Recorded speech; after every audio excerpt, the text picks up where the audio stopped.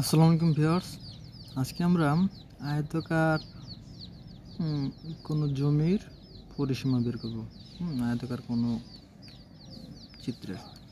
তো দেখুন, এর সূত্রটা আমরা সহজেই জানি এবং অনেকের হয়তো জানা আছে বেসিক লেভেলের। এই কারণে 2 গুণ দৈর্ঘ্য প্লাস প্রস্থ, এই যে আমরা দৈর্ঘ্যটা এবং এর সাথে আমরা এই যে প্রস্থ, এই দুটো যোগ হবে, এক্ষেত্রে কিন্তু এটার পরিসীমা বের হয়ে যাবে। ঠিক আছে, এটা 4 5।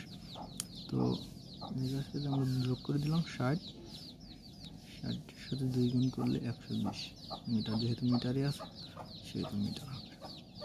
তাহলে দেখলেন সহজেই আমরা আমাদের আয়তাকার চিত্রের পরিসীমা বের করে ফেললাম।